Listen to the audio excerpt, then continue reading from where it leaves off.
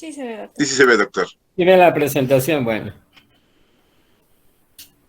Aquí donde está, en esta zona tenemos el fonocardiograma.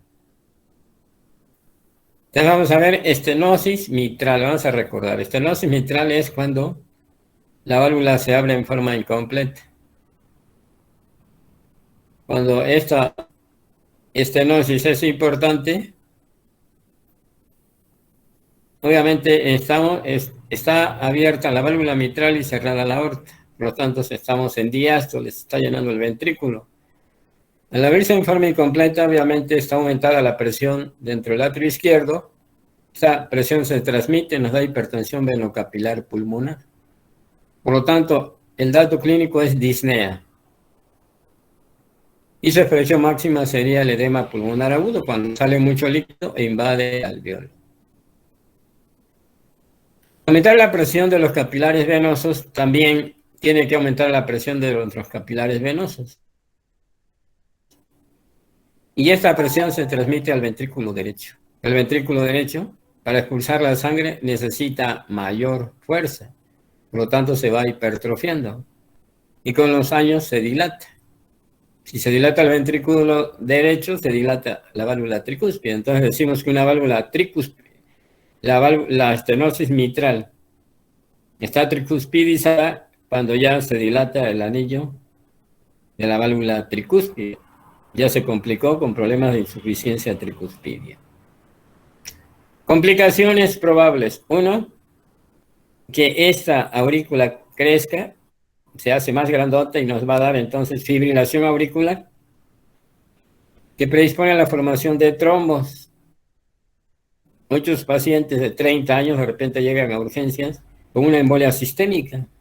Si tiene FA, lo más probable es que sea una estenosis mitral. ¿Cómo es el soplo? El soplo pues es sistólico, perdón, es diastólico. En el momento que está llenando, se abre en forma incompleta y se origina un flujo turbulento. Entonces el soplo es diastólico. Pero clásicamente, como dicen que se escucha con un carácter retumbante, se llama retumbo. Es decir, si yo digo retumbo o soplo diastólico es lo mismo. Siempre y cuando... Retumbo es cuando se trata de estenosis mitral o tricuspidia. Pero si no, podemos ir solo soplo diastólico. Características auscultatorias fueron descritas por Durosies. Pues se llama ritmo de Durosies, Rufut, silencio, tata. Primer ruido intenso, es intenso porque al cerrarse las válvulas, el primer ruido se debe al cierre de las válvulas AB. Cuando se cierran y está esclerótica y la presión es más alta en el atrio izquierdo, suena más. Primer ruido intenso, si se cierra bien, la sístole está normal. Segundo ruido, cierre de las válvulas sigmoideas, después chasquido de apertura de la mitral. Al abrirse, como está esclerótica, la presión es muy alta en el atrio izquierdo, suena, se llama chasquido de apertura de la mitral. Retumbo y refuerzo presistólico, es decir, un soplo diastólico que se observa en la presístole. O también podemos decir retumbo con refuerzo presistólico. Cuando hay fibrilación auricular, obviamente no va a haber este refuerzo presistólico porque no va a haber contracción auricular. Cavidades que crecen. Aurícula izquierda, ventrículo derecho. Complicaciones probables: fibrilación auricular, formación de trombos, disnea progresiva hasta el edema pulmonar agudo. Aquí hay un electro que muestra la distancia de los RR muy variables, no tiene P, por lo tanto es una fibrilación auricular. Insuficiencia tricuspidia. Insuficiencia tricuspidia es cuando la válvula se cierra pero queda un defecto. Si se cierra la mitral, se abre la aorta. Entonces estamos en sístole en el momento que el ventrículo está expulsando la sangre hacia la aorta. Pero como hay un defecto, también pasa sangre al atrio izquierdo. Y cuando regresa, este volumen que le subió al atrio izquierdo le regresa. Por lo tanto, el ventrículo tiende a dilatarse. Es decir, corazón punta afuera. Quiere decir crecimiento del ventrículo izquierdo. Y aquí ven este arco, que es arco del atrio izquierdo que ya se dilató. Este que vemos aquí. Por lo tanto, ¿qué cavidades crecen? Aurícula y ventrículo izquierdo. El soplo es el primer ruido, segundo ruido, sístole, diástole. O soplo holosistólico intenso rudo que se acompaña de flémito y se irradia a la axila. La estenosis aórtica, la estenosis mitral y la insuficiencia mitral se exacerban en el decúbito dorsal, maniobra de Pacho. Holosistólico, si escuchamos el primer ruido. Si no escuchamos el primer ruido, se va a llamar pansistólico. Es la diferencia. Sistólico, todas las sístoles, y pansistólico, todas las sístoles, pero no se escucha el primer ruido. Cavidades que crecen en la insuficiencia mitral, aurícula y ventrículo izquierdo. Pero conserva mucho tiempo su, es decir, asintomático, porque este volumen que le regresa hace que el corazón tenga mayor longitud diastólica, es decir, este mayor volumen da por resultado que a mayor longitud diastólica, mayor precarga, mayor gasto cardíaco. Entonces, habitualmente está asintomático. Cuando empiezan los síntomas es cuando la dilatación del ventrículo es importante y empieza a haber datos de falla cardíaca izquierda. La válvula aórtica tiene una triada clásica: angina, síncope y disnea. Entonces, triada clásica de estenosis aórtica. Angina, este músculo crece mucho, se hipertrofia, pero las colaterales no aumentan de igual manera, y por lo tanto, cuando hace ejercicio el paciente, ese músculo necesita más oxígeno y nutrientes y no le puede llegar por la hipertrofia. Por lo tanto, hay angina, dolor, síncope.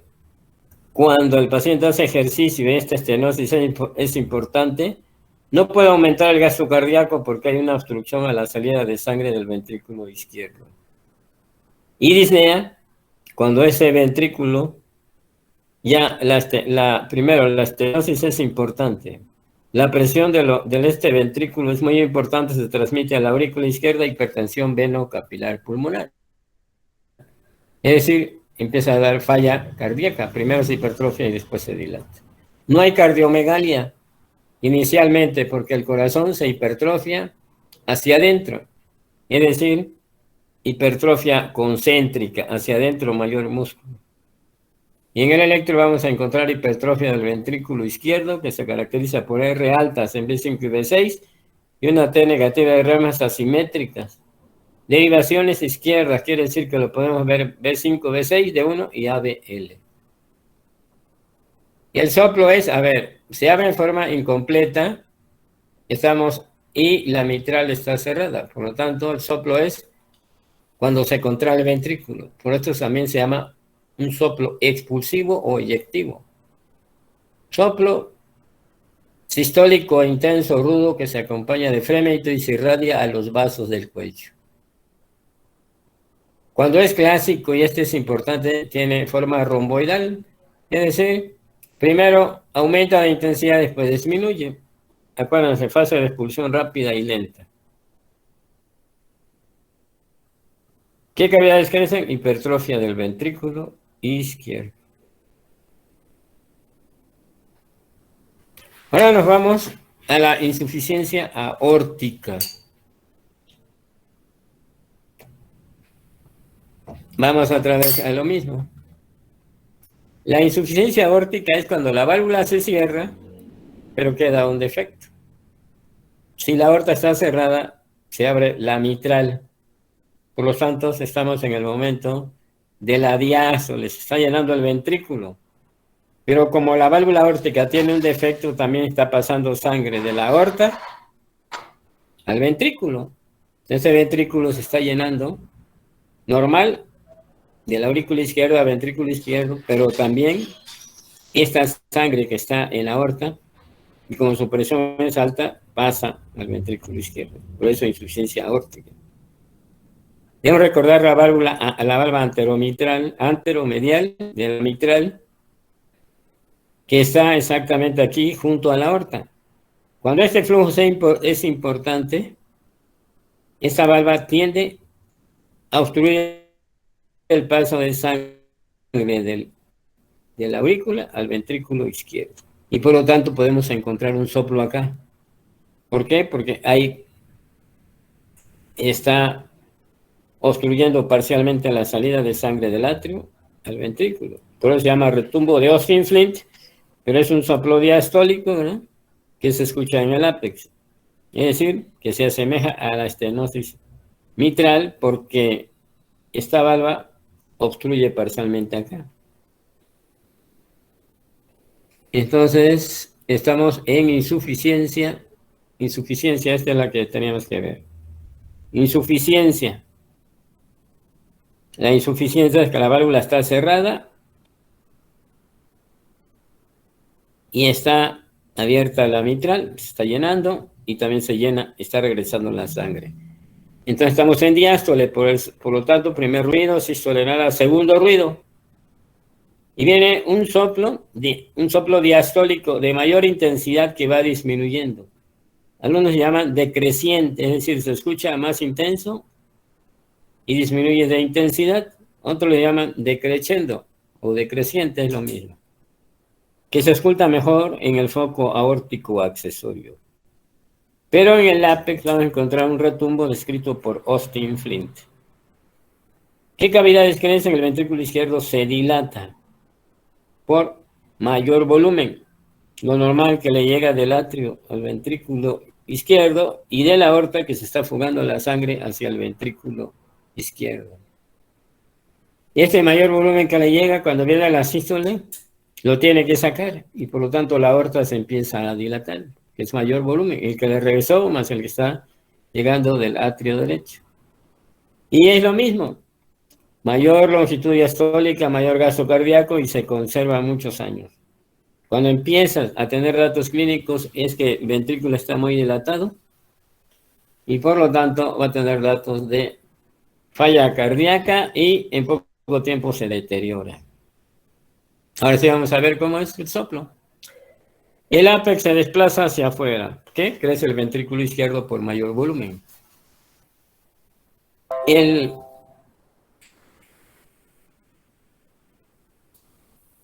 Ahorita un momentito aquí. El soplo es, ¿verdad? El soplo es diastólico, de mayor intensidad y que va disminuyendo, decreciente o decreciendo. Diastólico, que se escucha mejor en el foco aórtico accesorio. Pero en el ápex podemos encontrar un retumbo funcional, un retumbo que se conoce como retumbo de Austin-Flint. Cuando esto es importante, si ponemos la mano en el área precordial, sentimos como si el ventrículo se estuviera llenando. Esto fue descrito como el choque en cúpula de Barth. Entonces está el soplo diastólico, está regresando la sangre. Soplo diastólico, de mayor intensidad a menor intensidad, decreciente o decreciente. Disculpe, mejor foco aórtico accesorio. Es un soplo suave, ¿verdad? Porque es por la presión de la aorta que se está regresando. Ventrículo izquierdo, la punta se desplaza hacia afuera y la aorta se desenrolla. ¿Por qué? Porque este volumen que le llega, mayor volumen lo pasa a la aorta, la va dilatando y por lo tanto después se regresa. ¿Qué son el retumbo de Austin-Flint? Son vibraciones de la válvula interna de la mitral, al anteromedial, por el paso de sangre de la aurícula izquierda al ventrículo izquierdo, porque la está desplazando la sangre que regresa de la aorta. Es decir, aquí tenemos la valva anteromedial. Si este flujo es importante, esta valva se va a desplazar hacia la válvula mitral y por lo tanto obstruye parcialmente. Eso se conoce como retumbo de Austin-Flint. Insuficiencia aórtica rara vez la vemos así en forma importante.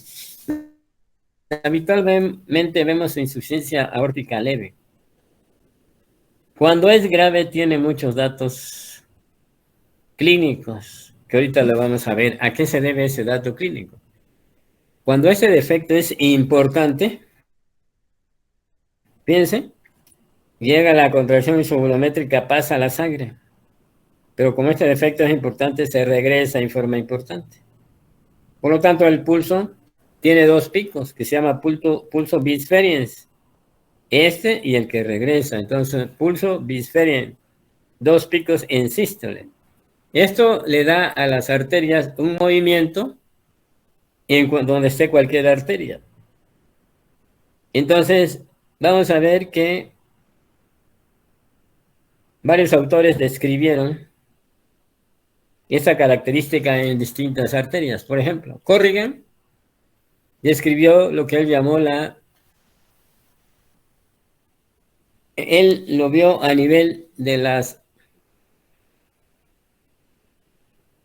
arterias a nivel del cuello. Le llamaba la danza carotidia, es decir, veía cómo las arterias tuvieran como dos pulsaciones por el pulso bisferiens. Cuando la sangre se expulsa del ventrículo hacia la aorta y cuando la regresa. Obviamente esto es cuando la insuficiencia es importante, que habitualmente no vemos. Cuando esto es grave también, todo es cuando es grave. Habitualmente no lo vemos en la clínica. Signo de Muset. En cada latido, la paciente mueve la cabeza. Signo de Müller. Latido de la úvula. En cada latido, la úvula se mueve. Signo de Quincke, latido de lechos subunguales. Esos son los signos que nos vamos a aprender mínimo. Corrigan, Muset y Müller. Y el de Quincke, Corrigan, a nivel carotidio. Muset, latido de cabeza. Müller, latido de úvula. Y Quincke, latido de lecho subungual. Hay otros, como el de Durocies, el de Hill, etc.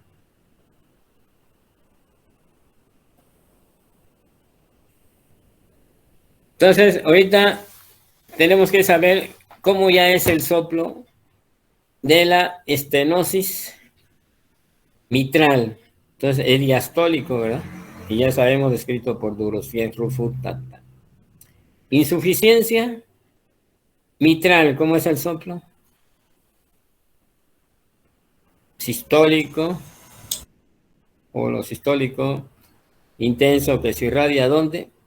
A la axila. Se observa con la maniobra de Pachón de cúbito lateral izquierdo, igual que a la estenosis mitral. Si escucho el primer ruido y solo todo el soplo sistólico, es holosistólico. Si no escucho el primer ruido y todo el soplo sistólico, decimos que es pansistólico. Es la única diferencia. Se escuche o no el primer ruido. Estenosis aórtica. La valvulopatía que cada vez es más frecuente en pacientes de mayores de 60 años. Soplo sistólico intenso, acompañado de frémito que se irradia a los vasos del cuello. Obviamente en el foco mitral, en el foco aórtico. ¿Qué le pasa al ventrículo izquierdo? Se hipertrofia. Si yo encuentro un electro de un paciente que tiene hipertrofia del ventrículo izquierdo, pues voy a escucharlo a ver si tiene o no. Puede ser que esté hipertrófico por estenosis aórtica, por hipertensión arterial o miocardiopatía hipertrófica. Hay otras causas. Pero nada me cuesta oírlo, ¿verdad?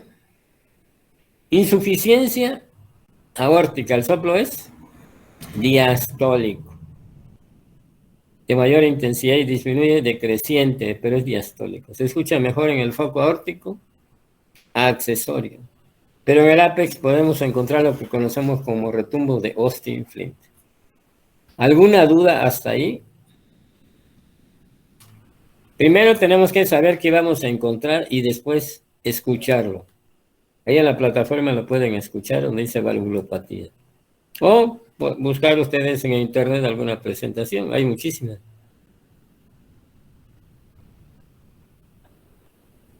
Si no hay preguntas, nos vamos a las válvulas del lado derecho. Las mismas características tienen. pero recordar que la presión de las cavidades derechas es menor que las izquierdas. Entonces, es la misma, pero con algunas peculiaridades. Vamos a ver. Entonces, la válvula mitral se exacerba ¿en qué posición de cúbito lateral izquierdo? Válvula aórtica. ¿Qué podemos hacer? ¿Cuál es la maniobra que lo puede exacerbar? Lo podemos poner, lo escuchamos en decúbito, lo sentamos y lo inclinamos hacia adelante. Le decimos que inspire profundo, detenga la respiración y después que la saque y la detenga. Y se escucha mejor este soplo, el paciente sentado hacia adelante y en expiración. Ahora nos vamos a la válvula tricúspide, pero ahí es lo mismo que el lado derecho, pero ahorita vamos, del lado izquierdo, pero ahorita vamos a ver. Válvula tricúspide. ¿Dónde se ausculta la válvula tricúspide? Ya dijimos que en los longilíneos, apéndice gifoides. De acuerdo a la ampliación del tórax entre el quinto o cuarto espacio intercostal junto al esternón del lado izquierdo. ¿Con qué maniobra se exacerba los soplos de la válvula tricúspide? Recuerden, la inspiración profunda aumenta el retorno venoso, entonces va a llegar mayor volumen a cavidades derechas, por lo tanto, los soplos de cavidades derechas de las válvulas derechas se van a exacerbar. Entonces, esto fue escrito por Rivero Carballo, y él nos dice que la apnea postinspiratoria es la maniobra de Rivero Carballo, es decir, auscultamos al paciente en posición normal, acostado, respiración normal, le decimos que inspire profunda y lo detenga. Eso se conoce como apnea postinspiratoria o maniobra de Rivero Carballo.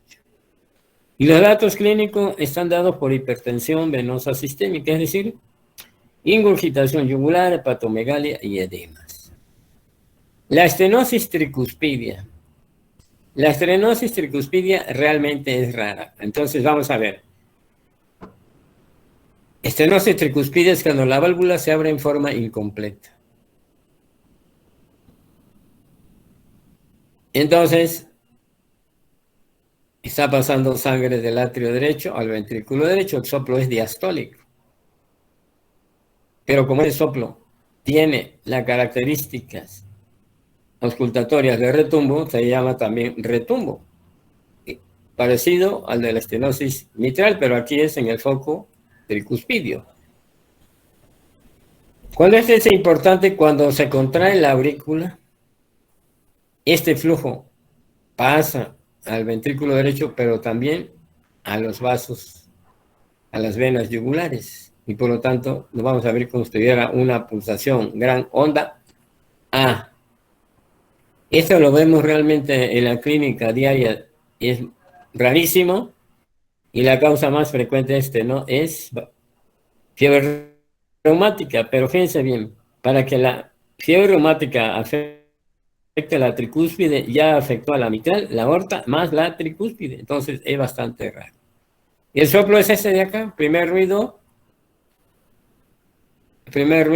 como las presiones son más bajas, puede ser que sea intenso o no. La sistolenada, segundo ruido, chasquido de apertura de la tricúspide, retumbo con refuerzo presistólico. Lo mismito, nada más que las presiones son bajas, por eso habitualmente no se escucha el primer ruido intenso. Se observa con la maniobra de Rivero Carballo.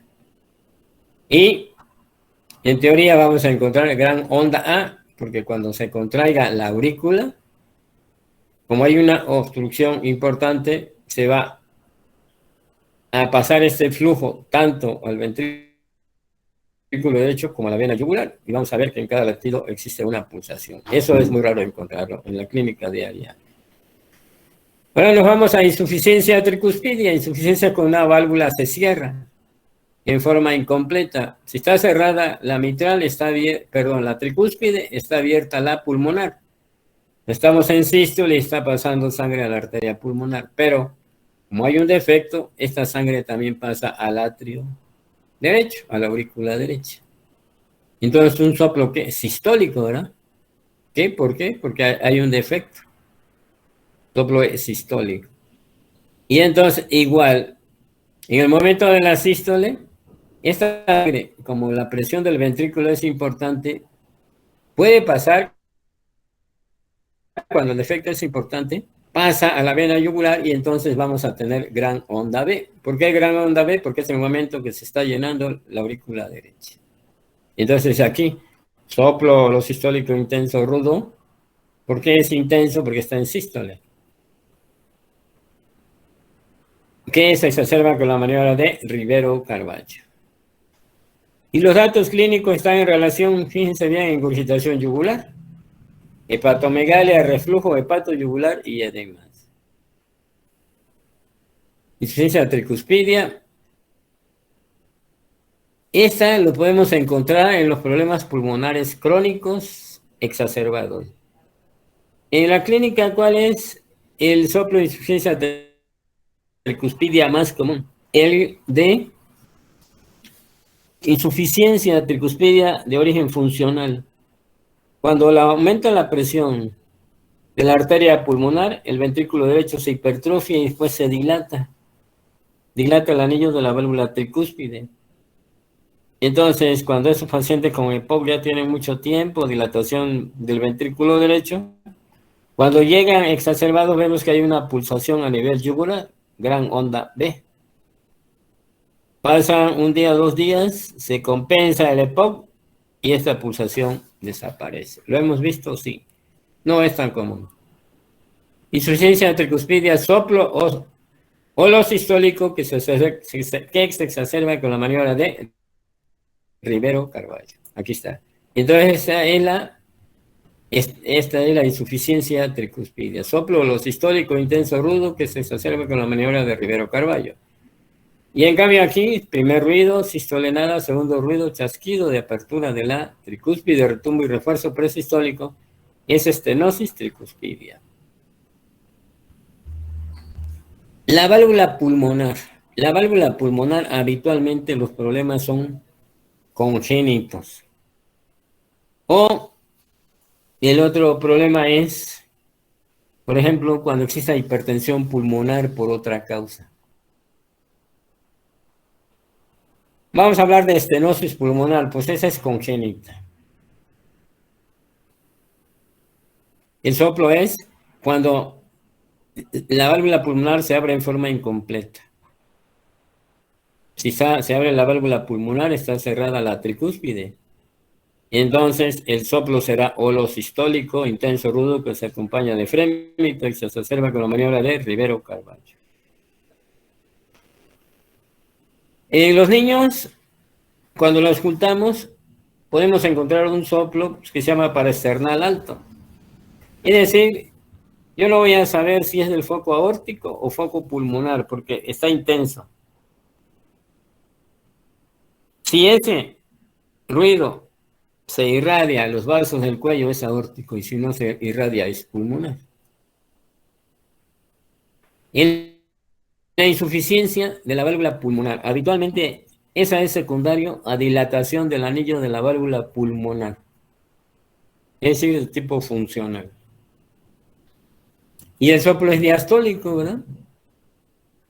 Se cierra la válvula, se abre la tricúspide, se está llenando el ventrículo, pero como la válvula no cerró bien, se empieza a regresar sangre a la arteria pulmonar al ventrículo derecho. Por eso decimos que el soplo es diastólico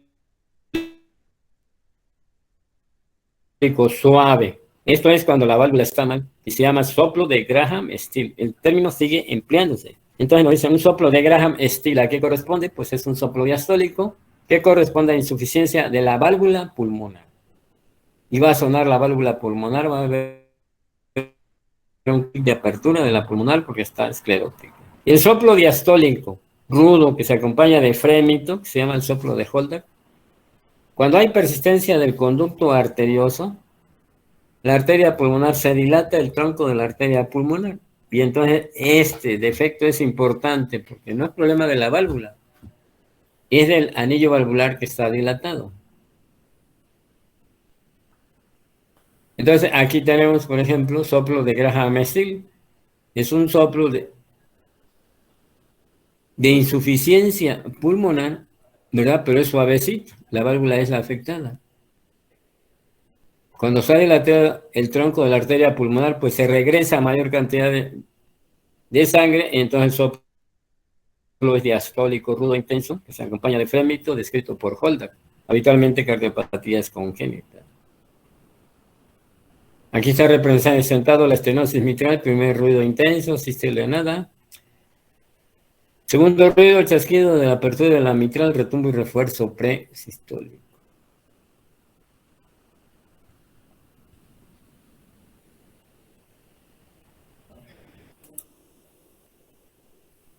¿Alguna duda de cuándo menos tenemos que saber si el soplo es diastólico, de insuficiencia o estenosis de las 4 válvulas?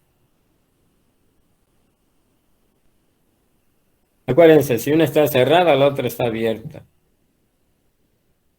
Estenosis, cuando una válvula se abre en forma incompleta. Insuficiencia, se cierra, pero hay un defecto. Con estos dos datos nos podemos orientar sobre el soplo es diastólico o sistólico. ¿Preguntas? ¿Comentarios? Bueno, técnicamente, ¿cuál sería más grave, doctor? No hemos hablado de patología. Ah, ok. Pero cualquier válvula que falle, todo va a depender del grado, doctor. Si el problema es defecto de cualquier válvula, pues va a estar grave, doctor.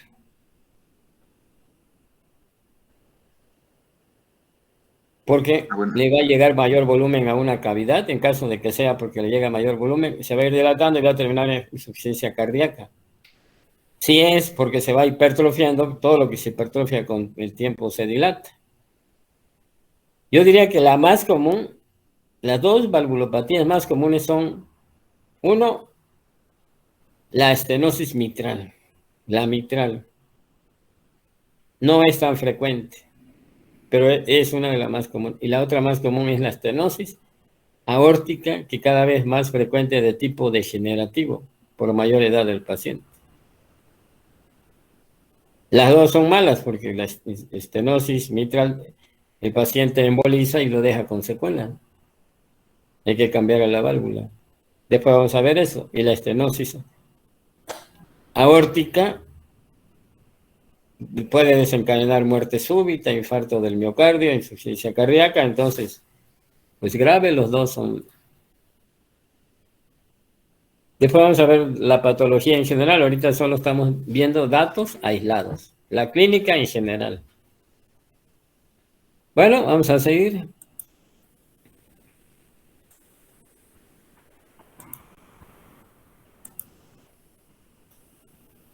Eso que vamos a ver aquí, pues ya lo vimos, fíjense, la auscultación cardíaca.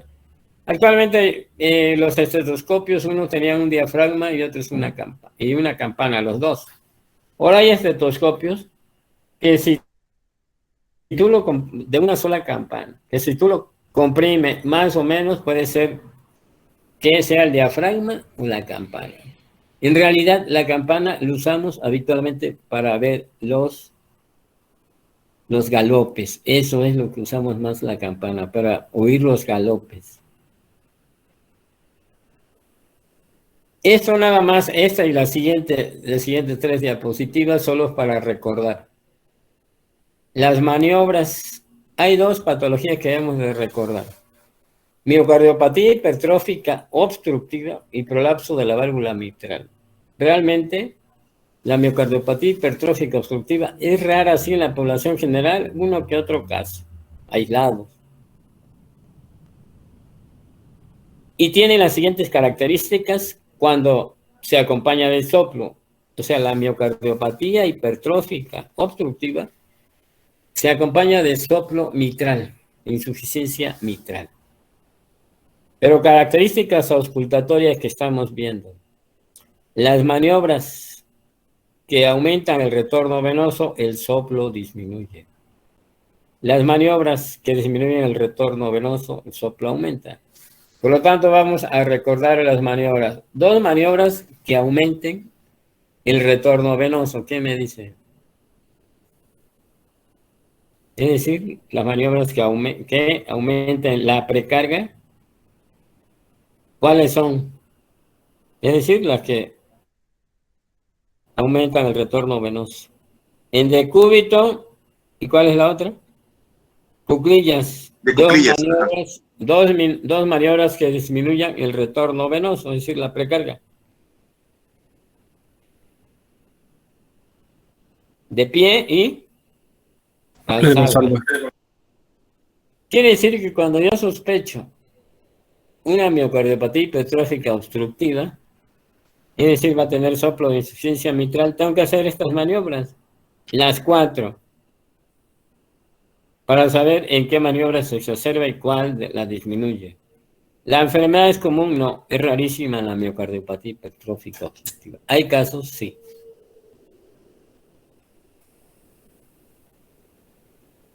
Igual sucede con el prolapso de la válvula mitral.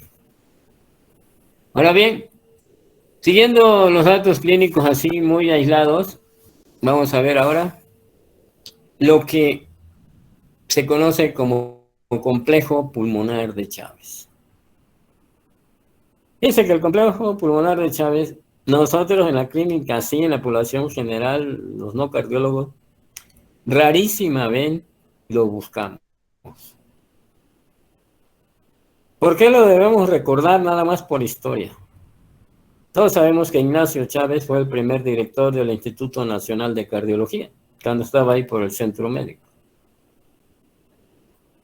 Y también sabemos que la cardiología mexicana nos dice que primero es la clínica y después ya se completa el estudio. Entonces, para poder pasar a la historia, el doctor Ignacio Chávez describió este complejo pulmonar de Chávez. ¿Qué es lo que significa? Si en el segundo espacio intercostal, junto al esternón del lado izquierdo, cuando encontramos los siguientes datos, se va a significar dilatación del tronco de la arteria pulmonar. Eso significa el complejo pulmonar de Chávez, dilatación del tronco de la arteria pulmonar en esta zona. Como estamos hablando de clínica, fíjense bien. Entonces, a la palpación, si yo pongo el dedito, vamos a encontrar como una pulsación. Si yo percuto, vamos a encontrar una zona de matidez de 2.5 milímetros por fuera del borde esternal izquierdo. Y si yo pongo el estetoscopio, voy a encontrar un soplo. Eso se llama complejo pulmonar de Chávez. Y significa dilatación del tronco de la arteria pulmonar. ¿Cuándo lo podemos buscar nosotros? Lo más común sería aquel paciente, obviamente cardiopatía congénita, o aquellos pacientes que tengan EPOC exacerbado y de esos que tienen mucho tiempo de evolución, donde ya está dilatado el tronco de la arteria pulmonar. Lo podemos buscar. La realidad lo buscamos rara vez. Yo rara vez lo busco, pero eso es lo que describió, se conoce como complejo pulmonar de Chávez. Ahora, el dato clínico de insuficiencia cardíaca izquierda, ¿qué dijimos? Disnea, estertores crepitantes y taquicardia. Quiere decir que esta es hipertensión veno-capilar pulmonar. Tríada clásica de insuficiencia cardíaca izquierda. Y su expresión máxima se llama edema pulmonar agudo, cuando esa cantidad de líquido que hay a nivel pulmonar ya invadió los alvéolos. Recordar las causas más comunes. Crisis hipertensiva, en realidad actualmente ya no la vemos, ¿eh? Antes veía muchos pacientes con crisis hipertensiva en urgencias y algunos con edema pulmonar agudo. Fíjense que sí vemos compresiones muy altas, pero lo que sucede es que tenemos ya la nifedipina, tenemos antihipertensivos importantes y ya no vemos esas crisis tan severas. Sí llegan y habitualmente llegan con hemorragia cerebral, pero que nos den edema pulmonar agudo, ya no. ¿Por qué? Porque rápidamente la controlamos. Lo que sí nos llega a veces en edema pulmonar agudo es un infarto del miocardio, que habitualmente afectó el tronco de la coronaria izquierda, y entonces falla del ventrículo izquierdo, ese sí, edema pulmonar agudo. Estenosis mitral, otra de las causas, rarísimas, ya no lo vemos tampoco. ¿Por qué? El paciente tiene disnea progresiva y busca ayuda. Hay muchas maneras de abrir esa válvula. Sobrecarga hídrica es iatrogénica. En realidad, en la mayoría de los hospitales ya no sucede. Antes queríamos hidratar a un abuelito y le poníamos mucho líquido a la misma velocidad que un joven, pues ese ventrículo no puede manejar esa cantidad de líquido, hay que ponerle líquido, sí, menor cantidad. ¿Qué es lo que vemos más frecuente de edema pulmonar agudo? Es una cosa muy especial. Los renales crónicos en ocasiones llegan con la presión muy alta, llena de agua y neumonitis urémica. En ocasiones ellos sí pueden llegar a edema pulmonar agudo, pero aquí ya no es de origen cardiogénico, sino influye tanto problemas cardíacos como problemas pulmonares, como la retención hídrica.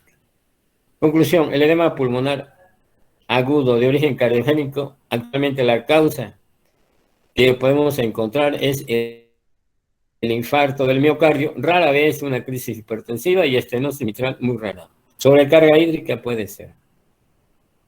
Y el edema pulmonar agudo, si nosotros recordamos esta imagen, siempre la vamos a hacer muy fácil. Fíjense, tiene la disnea de expresión máxima, no lo podemos acostar, no se puede, el paciente no lo tolera. Sensación de muerte inminente. A veces tiene expectoración asalmonada, es decir, porque está saliendo algunos eritrocitos, a veces francamente sangre. Nos estamos acercando al paciente y escuchamos estertores crepitantes, subcrepitantes y sibilancias en gamos semitórax. Por eso decimos ortopnea, angustia, taquicardia, sensación de muerte inminente, estertores audibles a distancia. Y en la radiografía encontramos la imagen en edema en alas de mariposa. Insuficiencia cardíaca derecha, voy rápido porque esto ya lo vimos. Datos de hipertensión venosa sistémica. Ingurgitación yugular, hepatomegalia y edemas de distintos grados.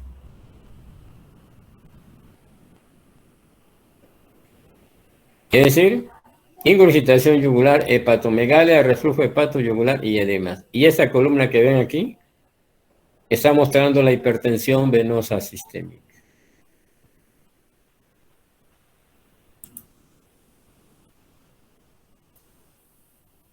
Mañana terminamos este capítulo. Y si hay alguna duda, pues los comentamos. Solo son datos clínicos aislados. La patología todavía no la vemos. Vamos a ver estudios de gabinete y ya después pasamos a la patología, insuficiencia cardíaca y los demás temas. Ya casi empezamos realmente con... Ahorita es cardiología básica nada más. ¿Preguntas, comentarios o nos vemos mañana?